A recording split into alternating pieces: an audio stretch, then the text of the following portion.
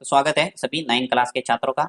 आज हम देख रहे हैं जो 10 अगस्त को आपको वर्कशीट भेजी गई है उसका सॉल्यूशन। ठीक है, मैथ्स के अंदर आपका टॉपिक है बहुपद की शून्य। बहुत ही शानदार टॉपिक है और ये जो अपना टॉपिक था बहुपद वाला प्रश्नावली 2.1 से संबंधित प्रश्न है और बहुत ही सरल टाइप के प्रश्न है। देखिए जल्दी जल्दी से करते हैं।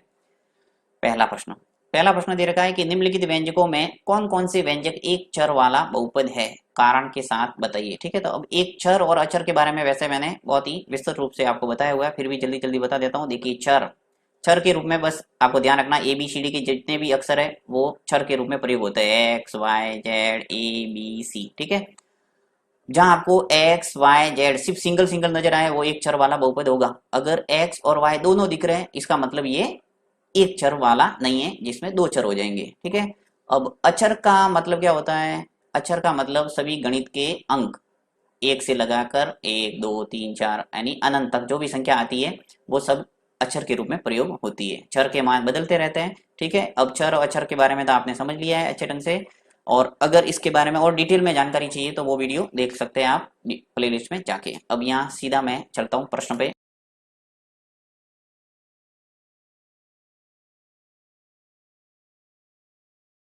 चलिए, तो इसका जो पहला प्रश्न है वो क्या दे रखा है, देखिए निम्नलिखित व्यंजकों में कौन कौन से व्यंजक एक चर वाला बहुपद है, कारण के साथ बताइए। तो इसका जो पहला प्रश्न करते हैं।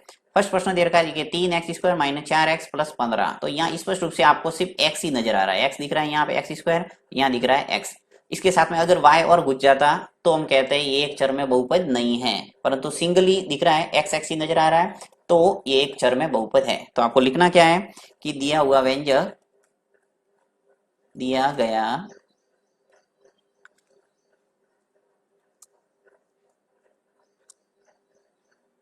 दिया गया व्यंजक दिया गया व्यंजक x के पदों में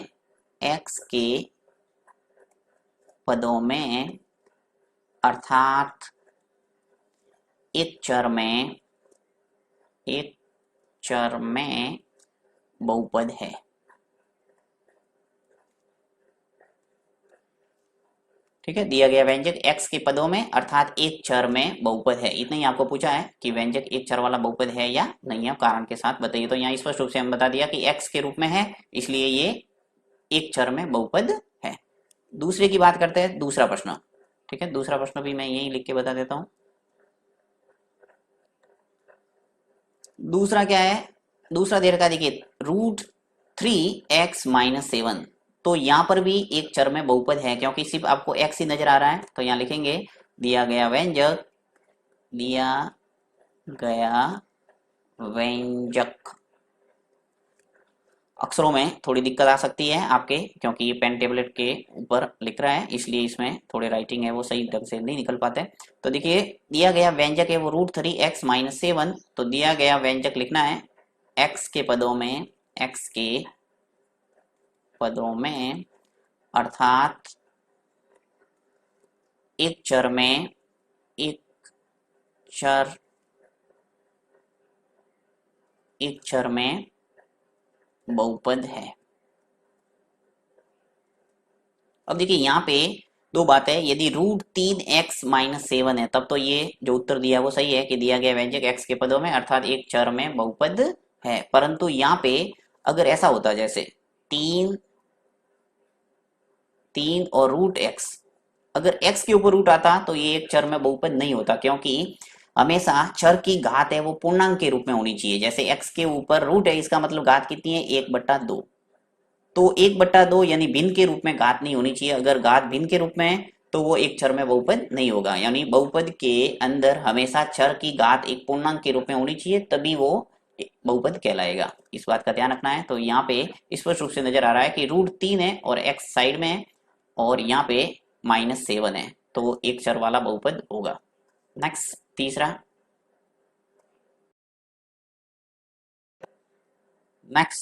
तीसरा प्रश्न देखिए क्या दे रखा है कि y² + 2√3। तो यहाँ पे लिखना है यहाँ व्यंजक y के पदों में। ठीक है, y नजर आ रहा है चर इसलिए लिखना y के पदों में अर्थात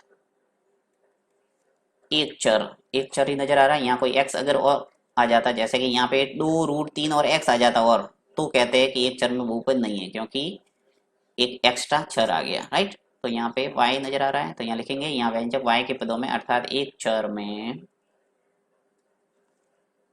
बहुपद है, ठीक है। तो इस ढंग से तीनों प्रश्न के आप आराम से जवाब लिख सकते हैं। फिर दूसरा प्रश्न करते हैं। दूसरा देखिए, ऐसा प्रश्न आता रहता है, ये जो दूसरा प्रश्न है वो काफी इंपॉर्टेंट है एग्जाम की दृष्टि से। यहाँ पूछा है कि निम्नलिखित में से प्रत्येक का x² का गुणांक लिखिए। किसी भी व्यंजक का गुणांक निकालने का तरीका क्या है, पहले मैं आपको अच्छे ढंग से समझा देता हूँ, उसके बाद में आप इजीली प्रश्नों के जवाब दे पाएंगे, आपको वीडियो देखने की भी जरूरत नहीं पड़ेगी। देखिए यहाँ पे जैसे मैं व्यंजक लिखता हूँ 2x + 5, 2x + 5। अब मैंने यहाँ पे पूछा आपको कि x का गुणांक बताइए, ठीक है, x का गुणांक। तो गुणांक का मतलब क्या होता है कि जो x के आगे जो संख्या है गुणा में वो होगा उसका गुणांक। तो यहाँ पे x के आगे क्या नजर आ रहा है आपको, 2, तो इसका गुणांक कितना हो गया, 2। सीधी सी बात है। अब यहाँ पे जैसे मैं एक और व्यंजक लिखता हूँ कि 2x² प्लस, ऐसे मैं आपको रफ व्यंजक बना के बता रहा हूँ, 2x² + 5y²। अब यहाँ पे मैंने पूछा कि x² का गुणांक बताइए, तो देखिए x² के आगे क्या है, 2, तो इसका जो गुणांक है वो हो जाएगा 2। अब मैंने पूछा अगर y² का गुणांक बताइए, तो y² का गुणांक कितना है, देखिए 5 नजर आ रहा आगे, तो आ जाएगा 5। अगर यहाँ पे जैसे माइनस आ जाए 5 के आगे, तो आपको बोलना पड़ेगा -5, यानी अगर माइनस है तो माइनस को साथ में बोलना है। तो प्रश्न करेंगे तो समझ में आ जाएगा सारी बातें। करता हूं मैं इस प्रश्न को। देखिए मैथ्स के अंदर प्रश्नों को आपको समझना जरूरी है, सिर्फ उत्तर से मतलब नहीं है। मैं उत्तर तो आपको 1 मिनट के अंदर सभी प्रश्नों के उत्तर दे सकता हूँ जल्दी जल्दी, परंतु उससे कोई मतलब नहीं है जब तक आपको हल करना प्रश्नों को नहीं आ रहा है, क्योंकि एग्जाम के अंदर कोई भी प्रश्न किसी भी रूप से आ सकता है, तो आपको उसका कंसेप्ट आना जरूरी है। अब दूसरे का पहला प्रश्न बता रहा हूँ। पहला प्रश्न है x + x² + 4। अब इस प्रश्न के अंदर आपको पूछा क्या है, x² का गुणांक, सिर्फ x² का गुणांक पूछा था। यहाँ पहले प्रश्न के अंदर ये पहला, यहाँ पे बता रहा हूँ आपको x² का गुणांक।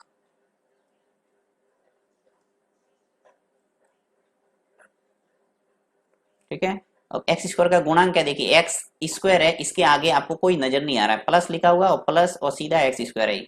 अब जब कोई संख्या आगे नहीं हो तो उसका गुणांक कितना होता है, 1। अब मैं x² के आगे है वो 1 लिख सकता हूँ, तो इसका गुणांक कितना हो जाएगा, 1, क्योंकि 1 का गुणा जब x² से करेंगे कोई फर्क पड़ेगा नहीं, इसलिए इसका गुणांक क्या हो जाएगा, 1। सीधी सी बात है। नेक्स्ट यहाँ पे अगर इसी प्रश्न के अंदर आपको पूछा होता x का गुणांक, तो x का गुणांक भी 1 हो जाता, राइट, क्योंकि इसके आगे भी कोई नहीं है। आगे बढ़ते हैं। दूसरा प्रश्न क्या है कि 2/3 x² - 7/4 x + 9। तो यहाँ पर भी आपको x² का गुणांक लिखना है, तो लिखते हैं x² का गुणांक। अब x² का गुणांक क्या है, यहाँ पे देखिए x² है और इसके आगे मुझे पूरा नजर आ रहा है 2/3, जो भी आपको आगे दिख रहा है पूरा उठा के लिख लो गुणांक में, तो 2/3 हो जाएगा। ठीक है, तो x² का गुणांक हो गया 2/3। अगर मुझे इसी प्रश्न के अंदर पूछा होता है x का गुणांक, तो मैं क्या लिखता, -7/4, क्योंकि देखिए यहाँ पे x के आगे क्या नजर आ रहा है, -7/4। तो इस ढंग से आप गुणांक बहुत इजीली फाइंड कर सकते हैं। तो यहाँ पे सिर्फ मैंने समझाया, आपको पूछा सिर्फ x² का है। और तीसरे प्रश्न का लिखना है। देखिए तीसरे का जो आंसर है वो यहाँ दे देता हूँ, x² का गुणांक, x² का गुणांक। अब देखिए यहाँ पे इस व्यंजक के अंदर √3x - 7, आपको x² नजर ही नहीं आ रहा है, राइट, तो x² का गुणांक क्या हो जाएगा, 0। यदि आपको व्यंजक के अंदर कोई चर है वो नजर ही नहीं आया और उसका पूछ लिया आपको गुणांक, तो उसका गुणांक कितना हो जाएगा, 0। ओके, तो इस ढंग से आपको दूसरे प्रश्न का जवाब लिखना है।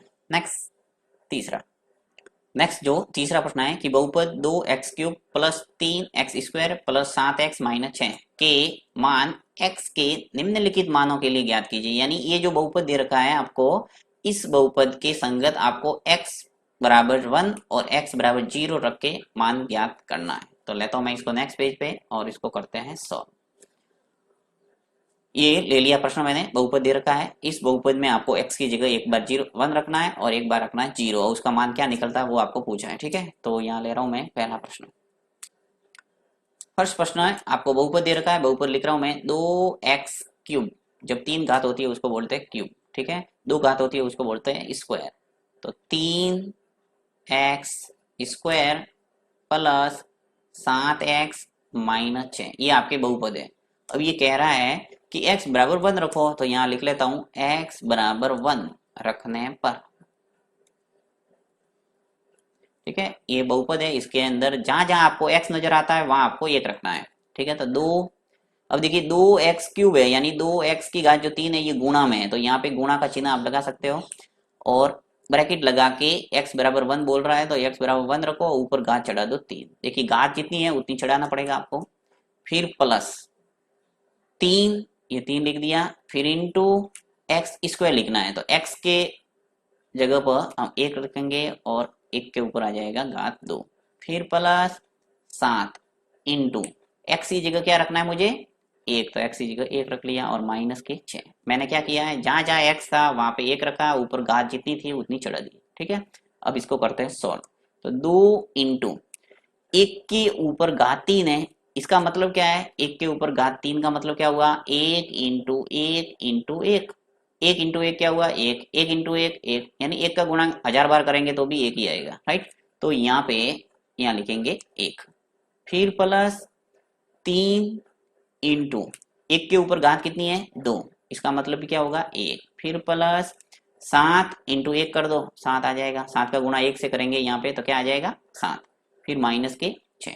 ओके, अब यहाँ पे इसको और सॉल्व करते हैं आगे। देखिए 2 इंटू 1 करेंगे तो क्या आएगा 2, फिर प्लस 3 इंटू 1 करेंगे तो आ जाएगा 3, और ये प्लस के 7, यहाँ पे मैंने जो गुणा था वो गुणा कर दिया दोनों जगह और ये 7 प्लस में लिखा और माइनस के 6।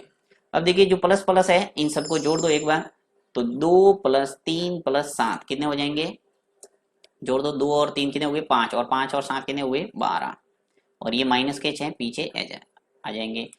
अब यहाँ पे एक बात विशेष आपको बता दूं कि जो प्लस माइनस वाला ऐसी सीरीज आपको देखने को मिलती है तो आपको बॉड मास रूल पता होना चाहिए। देखिए BODMAS, बॉड मास रूल है वो क्या है, B का मतलब ब्रैकेट, ऑफ यानी का, D यानी डिवीजन, M का मतलब मल्टीप्लीकेशन, A का मतलब है एडिशन और S का मतलब सब्सट्रैक्शन। यानी कि इस क्रम में आपको हमेशा इस सीरीज को सॉल्व किया जाता है। जैसे आपको प्लस भी दिख रहा है और माइनस भी दिख रहा है तो पहले क्या करें, ये बहुत जने गलती करते हैं, तो आपको जैसे 7 में से 6 घटा दिए पहले और 1 लिखा तो आपके उत्तर क्या आ जाएगा, देखिए 2 3 और 1, यहाँ पर भी उत्तर सेम आ रहा है परंतु कई बार आपके उत्तर है वो गलत हो जाएगा। इसलिए आपको ध्यान रखना है कि बॉड मास रूल है वो क्या है, आपको पता होना चाहिए कि ब्रैकेट खोलना पहले, उसके बाद में ऑफ यानी का, डिवीजन पहले करेंगे, फिर मल्टीप्लिकेशन करेंगे, फिर एडिशन करेंगे और फिर करेंगे सब्सट्रैक्शन। ठीक है, तो यहाँ पे देखिए यहाँ पे प्लस भी था और माइनस भी था, तो पहले मैंने जोड़ा क्योंकि एडिशन पहले है और उसके बाद में सब्सट्रैक्शन है, यानी बाकी है वो बाद में करना है। तो पहले मैं जोड़ रहा हूँ तो सब मैंने जोड़ दिया, 2 और 3 5 और 7 कितने हुए 12, और 12 माइनस 6 करेंगे तो उत्तर क्या आ जाएगा 6, ये आ गया उत्तर 6, इसका आंसर हो जाएगा पहले प्रश्न का कि जब x बराबर 1 इस बहुपद के अंदर रखेंगे तो इसका आंसर क्या आ जाएगा 6। नेक्स्ट प्रश्न करते हैं दूसरा। अब ये जो बॉड मास रूल है बहुत ही इंपॉर्टेंट रूल है और इसको अगर समझना है तो मैंने काफी वीडियो इस पर बनाए हुए हैं, आप प्लेलिस्ट में जाके बेसिक वाला जो टैब है उसमें जाके देख सकते हैं बॉड मास रूल, क्योंकि काफी प्रश्नों के अंदर आपके ये इससे संबंधित प्रश्न आपको मिलेंगे, इसलिए इसको समझना अत्यंत आवश्यक है। नेक्स्ट दूसरा कह रहा है कि x बराबर 0 रखो, तो वापस लेता हूं मैं सेकेंड, और ये बहुपद है वो पूरा लिख रहा हूँ वापस, 2x की घात 3 3x² प्लस 7x माइनस 6, ये पूरा बहुपद है। जो आपको बहुपद दे रखा है वो लिख लो, अब जो पूछा है वो कर दो। आपको पूछा है कि x बराबर 0 रखो, तो x बराबर 0 यहाँ लिख रहा हूं मैं, x बराबर 0 रखने पर, ठीक है। अब जहां जहां x दिखेगा वहां मैं 0 रखूंगा, यहाँ पे मैंने 1 रखा था क्योंकि मुझे 1 बोला था, यहाँ पे 0 कह रहा है तो 0 रखूंगा, तो यहाँ पे 2 इंटू मुझे लिखना पड़ेगा 0 की घात 3, ठीक है, घात आपको वैसे की वैसे चढ़ाना है, फिर 3 इंटू एक्स के ऊपर घात 0 और घात 2 हो जाएगी, फिर 7 इंटू x की जगह 0 और माइनस का 6। अब देखिए 2 इंटू, यहाँ 0 के ऊपर घात 3 है, तो 0 के ऊपर घात कितनी भी हो उसका मान क्या होगा, 0 ही होगा। फिर प्लस यहाँ पर भी देखिए 3 इंटू 0 के ऊपर घात 2 है, 0 ही आएगा। फिर प्लस, अब 7 का गुणा 0 से करना है, किसी भी संख्या का 0 से गुणा करते हैं तो 0 आता है, तो यहाँ 0 लिख लो सीधा और माइनस का आ जाएगा 6। अब यहाँ पर भी देखिए 2 इंटू 0 करना तो 0 आ जाएगा, फिर प्लस 3 इंटू 0 करना है तो 0 आ जाएगा, और प्लस 0 माइनस का 6। अब 0 0 0 माइनस 6 यानी उत्तर आ जाएगा आपके माइनस के 6, और ये आ गया आंसर। तो बहुत ही सरल टाइप के प्रश्न है, इसके अंदर आप आराम से जवाब दे सकते हैं। नेक्स्ट आगे बढ़ते हैं, चौथा प्रश्न करते हैं। नेक्स्ट चौथा प्रश्न आपके दे रखा है कि निम्नलिखित में से प्रत्येक स्थिति में बहुपद की शून्य ज्ञात कीजिए। आपको बहुपद दे रखा है, उसकी संगत शून्य निकालना है। चलिए नेक्स्ट पेज पे करते हैं इसको। ये प्रश्न ले लिया मैंने। यहाँ पे पहला प्रश्न दे रखा है कि पी एक्स बराबर एक्स प्लस 6, और दूसरा प्रश्न है पी एक्स बराबर 3x। यहाँ पे आपको शून्य निकालना है। शून्य का मतलब क्या होता है, देखिए पहला प्रश्न लेता हूं मैं। यहाँ बहुपद दे रखा है पी एक्स बराबर एक्स प्लस 6। बहुपद का शून्य का अर्थ होता है कि उस बहुपद में जो मान रखने पर बहुपद का मान शून्य हो जाता है उसे कहते हैं शून्य। यानी इस x की स्थान पर क्या रखे कि इसका मान, पूरा जो व्यंजक है x प्लस 6 इसका मान है वो 0 हो जाएगा। तो यहाँ पे सीधा मैं आपको बता सकता हूँ कि x का मान जब -6 रखेंगे तो देखिए -6 रखूंगा और ये प्लस का 6 आ जाएगा, तो इसका मान क्या आ जाएगा, 0। तो इसका शून्य होगा वो क्या हो गया, माइनस का 6। परंतु निकालने का तरीका है वो क्या है, वो मैं आपको बता देता हूँ। सीधा आपको ऐसे सोचने की जरूरत नहीं है। आपको किसी भी बहुपद का शून्य निकालना है तो उसको 0 के बराबर कर दो। देखिए यहाँ पे लिखेंगे शून्य के लिए, किसी भी बहुपद का आपको शून्य पूछा है तो उसके लिए करना क्या है, पी एक्स का मान 0 के बराबर करना है, राइट। यानी ये जो पी एक्स है वो कितना है, x प्लस 6। तो यहाँ पे लिखूंगा मैं x प्लस 6 और बराबर आ जाएगा 0। तो x इधर ही रहेगा, और ये जो प्लस का 6 पक्षांतर होके जब राइट हैंड साइड में जाएगा तो क्या आ जाएगा, माइनस का 6। यानी x बराबर -6, इसका आ गया शून्य। लिखेंगे अतः शून्य पूछा आपको, शून्य बराबर कितना आ गया, -6। ये आ गया आंसर। ठीक है, नेक्स्ट दूसरा करते हैं। दूसरा दे रखा है पी एक्स बराबर 3x। ठीक है, यहां पर भी वही शून्य के लिए मैं 0 के बराबर करूंगा, तो शून्य के लिए आप क्या करेंगे, पी एक्स बराबर करेंगे 0। पी एक्स 3x दे रखा है, तो यहाँ जो पी एक्स है उसकी जगह मैं लिखूंगा 3x बराबर 0। अब मुझे x का मान लेना है तो x बराबर देखिए 0, ये जो गुणांक है वो भाग लग जाएगा, इसका बट्टा आ जाएगा 3। तो x का मान आ जाएगा हमारे पास 0 में किसी भी संख्या का भाग देते क्या आता है, 0। यानी इसका जो शून्य है वो आ गया 0। ठीक है, तो इस ढंग से किसी भी बहुपद का शून्य आप निकाल सकते हैं 0 के बराबर करके।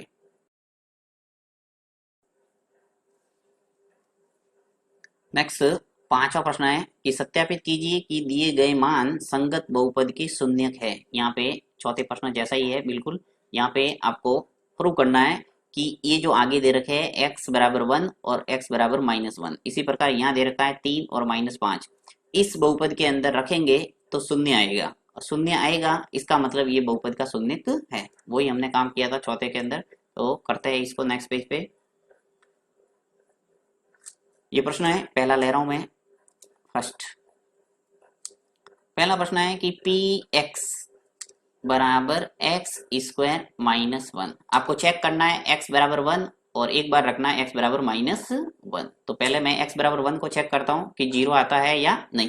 तो रखता हूं सबसे पहले x बराबर 1 रखने पर देखिए जहां जहां x दिखेगा वहां मैं 1 रखूंगा। तो p x की जगह 1 रखना है, x की जगह 1 रखा, यहाँ पे x स्क्वायर है तो 1 आ जाएगा, ऊपर स्क्वायर और -1।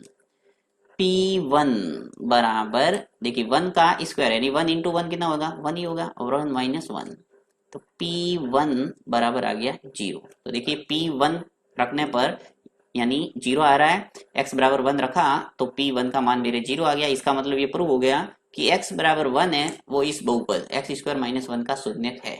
और एक जांच करते हैं, इसमें दो पूछा है एक ही प्रश्न में।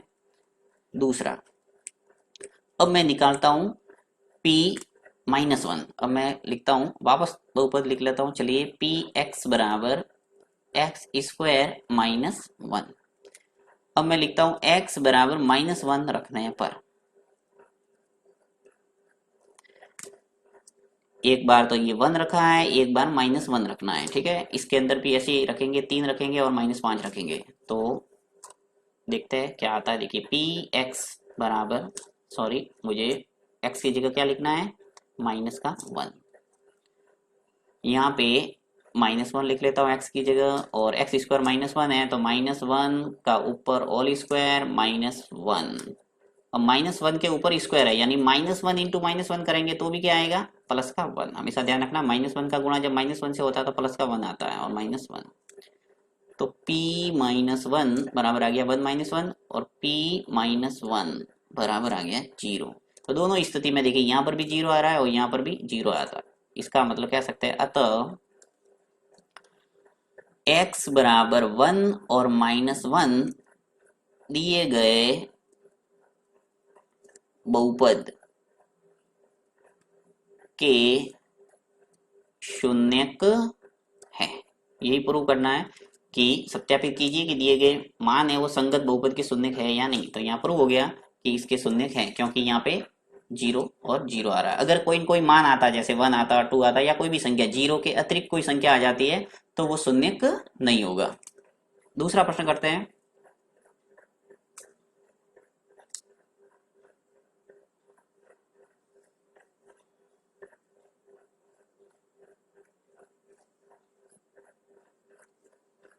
नेक्स्ट दूसरा है, पी एक्स बराबर दे रखा है आपको x माइनस 3, एक तो दे रखा है, और दूसरा है x प्लस 5।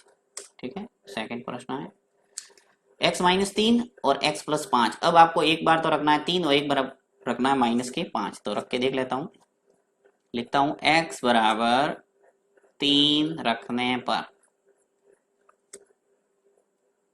x बराबर 3 रखा तो p x का मान 3 रखना है। जहां जहां x दिखेगा वहां रखेंगे 3। ये x है, इसकी जगह 3 लिखूंगा, फिर माइनस और 3, 3 माइनस 3 हो गया। यहाँ पे देखो x प्लस 5, तो यानी 3 प्लस 5 आ जाएगा, क्योंकि x की जगह मुझे कितना लिखना है, 5, 3। p 3 का मान कितना आ जाएगा, देखिए अब ब्रैकेट, पहले ब्रैकेट के अंदर आपको नजर आ रहा है 3 माइनस 3, इसका मतलब क्या हुआ, 0। और दूसरा ब्रैकेट 3 और 5 जुड़ जाएंगे तो क्या आ जाएगा, 8। p 3 का मान आ रहा है यहाँ पे देखो 0 और दूसरा है 8, यानी 0 का गुणा करना है 8 से। आप ऐसे भी लिख सकते हैं दोनों ब्रैकेट को, 0 इंटू 8। तो p 3 का मान आ जाएगा आपके 0, राइट। यहाँ पर भी प्रूव हो गया कि जो 3 है वो बहुपद का शून्यक है। यहाँ पर भी चेक करते हैं दूसरा, वापस बहुपद लिखता हूं मैं, पी एक्स बराबर एक्स माइनस 3 और दूसरा जो व्यंजक है वो x प्लस 5 है। अब मुझे रखना है ये माइनस 5, तो x बराबर माइनस 5 रखने पर, परीक्षा में वैसे एक ही आता है, दो दो नहीं पूछा जाता। आपको यहाँ दो प्रैक्टिस के लिए दे दिया है कि दो रख के देख लो कि शून्य है या नहीं, रखने पर। ठीक है, अब जहाँ x दिखेगा वह मैं रखूंगा माइनस के 5, तो p x की जगह माइनस 5 रखना है, फिर बराबर जहाँ x है वह माइनस 5 रखो, माइनस 5, और ये माइनस 3 पीछे वाला ऐसा का ऐसा रह जाएगा। फिर x की जगह माइनस 5 रखना है और फिर प्लस 5। यहाँ पे देखिए माइनस के 5 और माइनस 3 कितने हो गए, माइनस के 8, पहला ब्रैकेट। दूसरा ब्रैकेट माइनस का 5 और प्लस का 5 क्या हो जाएगा, 0। एक प्लस का एक माइनस का कटता है और 0 आ जाएगा। तो यहाँ पर भी देखिए माइनस 8 का जब 0 से गुणा हो जाएगा तो आ जाएगा 0। इसका मतलब क्या हुआ कि p जो माइनस 5 है इसका मान भी क्या आ रहा है, 0। अतः कह सकते हैं, अतः x बराबर 3 और माइनस 5 दिए गए बहुपद के शून्यक है। ठीक है, तो इस ढंग से पांचों प्रश्नों के आपको उत्तर देना है। किसी प्रकार का कोई डाउट है आप कमेंट बॉक्स में लिख सकते हैं, नेक्स्ट वीडियो के अंदर उसका समाधान आपको मिल जाएगा। थैंक्स।